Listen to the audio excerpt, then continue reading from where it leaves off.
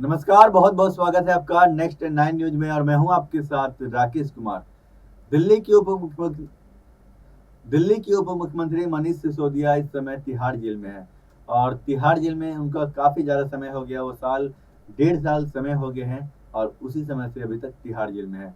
30 तारीख यानी 30 अप्रैल को सुप्रीम कोर्ट इस मामले में सुनवाई करता है और 30 अप्रैल को सुप्रीम कोर्ट की तरफ से कहा जाता है कि अब अगली सुनवाई है वो मई के महीने में टल गई है। लेकिन इस बीच सुप्रीम कोर्ट यहाँ पर एक आदेश जारी करता है और उस आदेश में ये कहता है कि वो अपनी पत्नी से यहाँ पर सप्ताह में एक बार मुलाकात कर पाएंगे। और आपको बता दूं कि वो इससे पहले भी अपनी पत्नी से मुलाकात कर चुके हैं और ये वो काफी समय से मांग कर रहे थे कि उन्हें उनकी पत्नी से मिलने दिया जाए, और जिसके बाद सुप्रीम कोर्ट ने उन्हें सप्ताह में एक बार उनकी पत्नी से मिलने का जो अवसर है वो प्रदान किया है।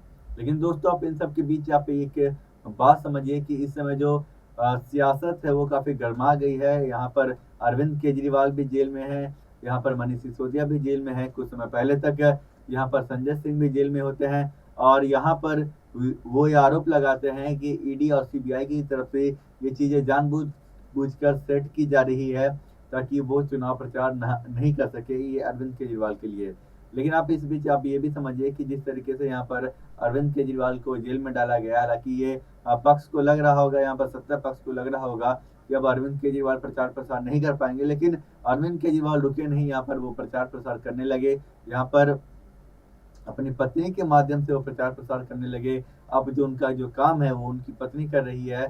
सुनीता केजरीवाल इस समय देश के कई राज्यों में जाकर यहाँ पर चुनावी रैली को संबोधित कर रही है और आप हमेशा एक ही बात कहती है कि जो अरविंद केजरीवाल है वो शेर है। अब इस पूरे मामले में ये भी समझिए कि यहाँ पर मनीष सिसोदिया भी जेल में है और यहाँ पर अरविंद केजरीवाल भी जेल में है। लेकिन अब मनीष सिसोदिया की जमानत आखिर कब हो पाएगी, क्योंकि जिस तरीके से यहाँ पर संजय सिंह जेल से बाहर निकल कर आ चुके हैं और ये कह चुके हैं कि ईडी और सीबीआई ये सब जो चीजें कर रही है वो जानबूझकर कर रही है, जानबूझकर उन्हें फंसाया गया है, जानबूझकर उन्हें ये चीजें की गई है। वही सत्ता पक्ष का यही कहना है, यानी केंद्र सरकार और ईडी का यही कहना है कि अरविंद केजरीवाल इस पूरे मामले में मनी लॉन्ड्रिंग और जो शराब नीति मामले में थे, ये इस पूरे मामले में एक मुख्य आरोपी के तौर पर है।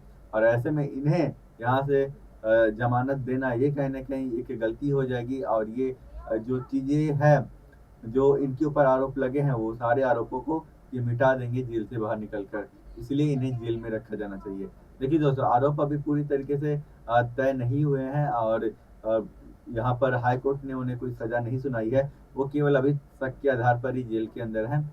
और मनीष सिसोदिया जिस तरीके से दिल्ली में विकास कार्यों को करते रहे हैं, उस शिक्षा को कार्य को करते रहे, यहाँ तक कि आपने देखा होगा कि विदेशों तक उनके जो गूंज है वो वहाँ पर जाती है। उनके शिक्षा की व्यवस्था जो दिल्ली के अंदर उन्होंने कर रखी थी, जो शिक्षा व्यवस्था की गूंज है वो पूरे विश्व तक में सुनाई देती थी।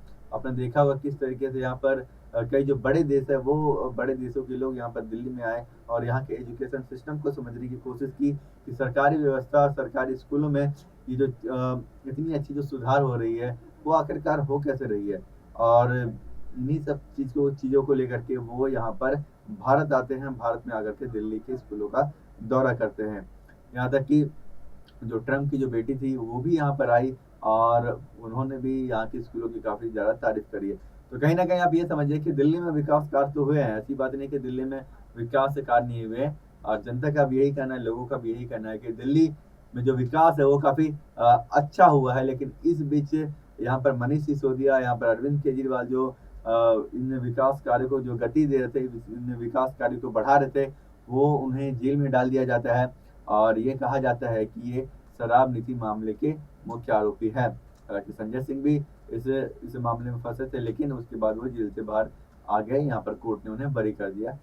लेकिन अभी जो चीजें हैं वो अरविंद केजरीवाल और मनीष सिसोदिया को लेकर है, वो अभी तक ईडी की यहाँ पर हिरासत में है, वो तिहाड़ जेल के अंदर है। अब ये कयास लगाए जा रहे हैं कि अगर वो जब जेल से बाहर आएंगे, अब जब वो जेल से छूटेंगे, जब उन्हें जब बरी किया जाएगा तो वो क्या क्या जो चीजें हैं वो सबके सामने रख सकते हैं। क्या वो केंद्र सरकार के ऊपर आरोप तय करेंगे या फिर जिस तरीके से उन्हें फंसाया गया है, ये जो बोलते आ रहे हैं कि मुझे फंसाया गया, उनकी पत्नी के माध्यम से ये बात निकल कर सामने आती है। तो ये चीज देखना बड़ा दिलचस्प होगा कि जेल से बाहर आते ही क्या भूचाल मचेगा, क्या चीज़ें होंगी और क्या हम क्या सोच सकते हैं कि उनकी तरफ से ऐसी कौन-सी जो बड़े राज हैं वो खोले जाएँगे।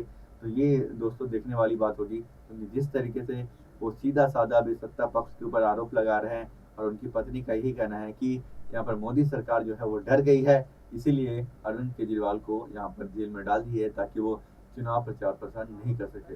और अगर जेल से बाहर आते हैं, तो इस पूरे मामले में क्या कुछ देखने को मिलेगा, ये देखने ही वाली बात होगी।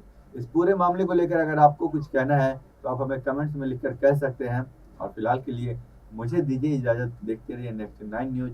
आप सभी दर्शकों का बहुत-बहुत धन्यवाद।